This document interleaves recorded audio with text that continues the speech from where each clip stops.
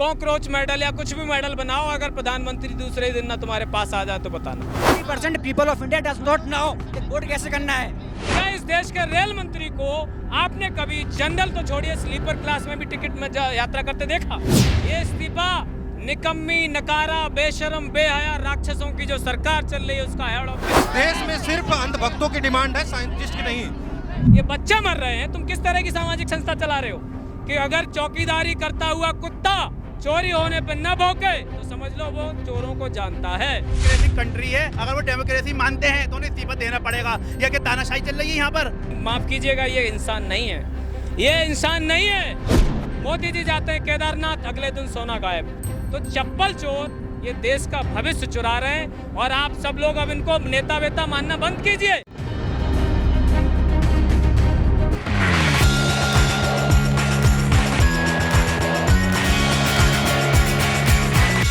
ऐसा विश्व गुरु बनाया है जो मेडल के लिए सेशेल्स जैसे देश, जिसका कहीं नक्शे में छोटा सा कहीं चिन्ह बना हुआ है, मेडल बनाता है मेडल।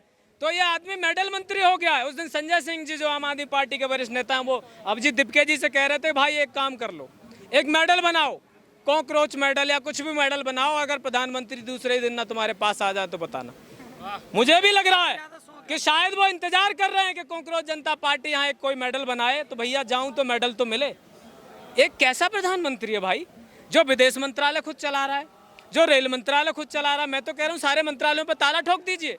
कभी इस देश के शिक्षा मंत्री धर्मेंद्र प्रधान को आपने किसी न किसी स्कूल में जाते देखा, किसी कॉलेज यूनिवर्सिटी में जाते देखा क्या?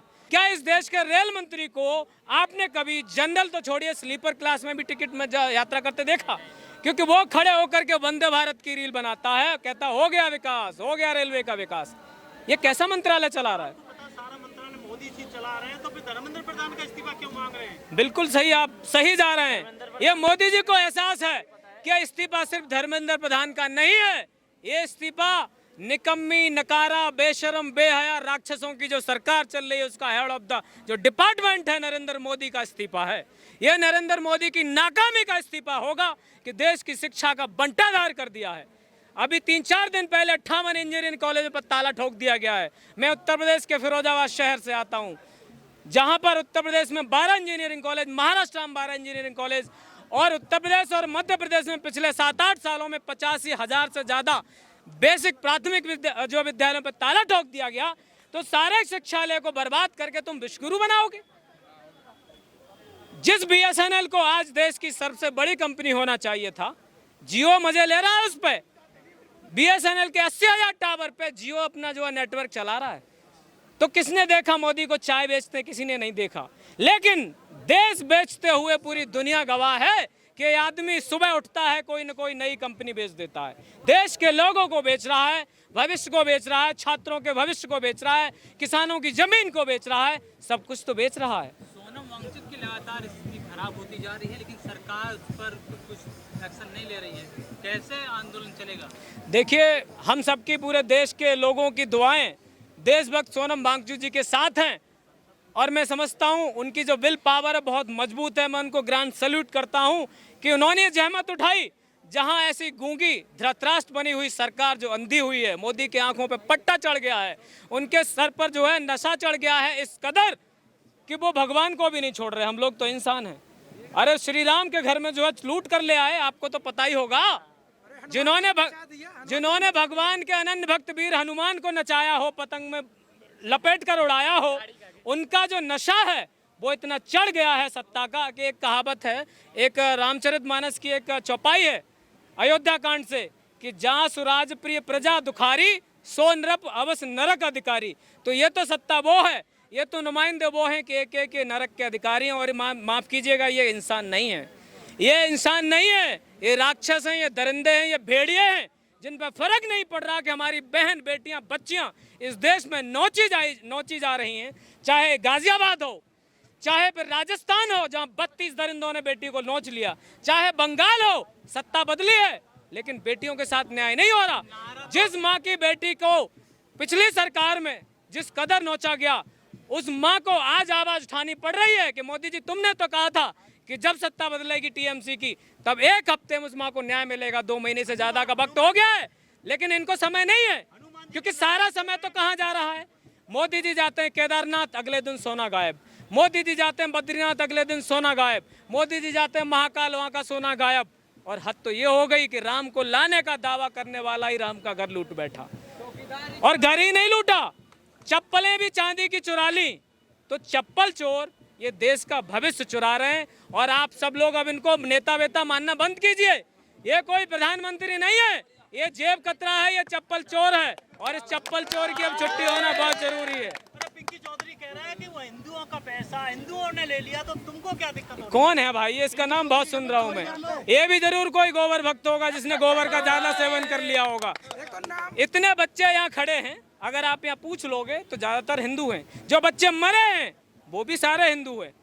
तो तब तो सवाल नहीं करता।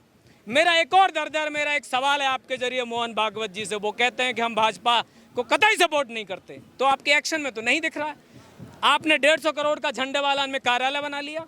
हनुमान जी की जो वहाँ पर पार्किंग थी हनुमान मंदिर की, उसको भी तोड़ के छोटा करा दिया। जब भगवान राम को लूटा गया उसमें हिस्सेदारी तो तुमने ले ली, लेकिन जुबान से आपके से एक सवाल नहीं उठा। ये बच्चे मर रहे हैं, तुम किस तरह की सामाजिक संस्था चला रहे हो? देश में चीन जो घुस के आ रहा है, तुम सवाल ही नहीं करते हो। तुम तो इस पैसे से अय्याशी कर रहे हो। ये मैं नहीं कह रहा, SIT में आप देख लेना, जो SIT टूटी फूटी योगी ने बनाई थी उसमें ये जांचें निकल के आ रही हैं। आए दिन आपने देखा होगा योगी आदित्यनाथ जा रहे हैं, मोदी जी जा रहे हैं, ये जा रहे हैं। ये पूजा करने नहीं जा रहे थे, ये कोई चप्पलें चुराने जा रहा था, कोई रामचरितमानस चुराने जा रहा था, कोई काकभूषण चुराने। और ये सवाल मैं नहीं कर रहा, इन पर बहुत पहले सवाल अटल बिहारी वाजपेयी जी इस देश के प्रधानमंत्री करके गए थे। क्या कह के गए थे? आप लोग समझ गए होंगे। कह के गए थे कि अगर चौकीदारी करता हुआ कुत्ता चोरी होने पर न भौंके तो समझ लो वो चोरों को जानता है। अब कुत्ता कौन है मुझे नहीं पता, कौन सा चौकीदार कुत्ता है। तारीख को संसद घेराव का कॉल दिया गया है, कैसे करेंगे? चारों तरफ बैरिकेडिंग है, कैसे पहुंच पाएंगे? ये तो बैरिकेडिंग है। आपको याद होगा जब अन्नदाताओं ने आंदोलन किया था तो इन्होंने निकम्मों ने कीलें ठोक दी थी। क्या रोक पाए थे किसानों को? नहीं।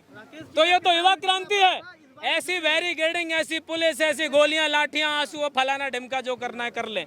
हमारी धमनियों में शहीद आजम भगत सिंह, अशफाक उल्ला खां, उधम सिंह, चंद्रशेखर आजाद, नेताजी सुभाष चंद्र बोस, राष्ट्रपिता महात्मा गांधी जी जैसे देशभक्तों का खून बह रहा है।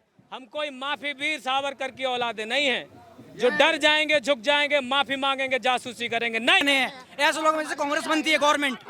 हम जैसे यूथ हैं, जो हम जैसे यूथ हैं थोड़े हैं, उनमें से भी थोड़े वोट देते हैं, इसलिए गवर्नमेंट नहीं बन पाती है।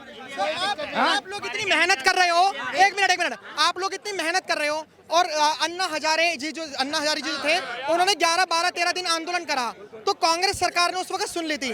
लेकिन अब तो भाजपा सरकार है, 15 दिन से ज्यादा हो गए। सो आपको लगता नहीं है मैम भाजपा को सुनना चाहिए था कि सुनेंगे उसका सारा ढिलमोल हो गया है, कर रहे हैं धीरे धीरे। देर हो दुरुस्त है, देर हो रहा है तो क्या हो गया, और जरूर होगा, वो हक चढ़ेंगे और होगा काम।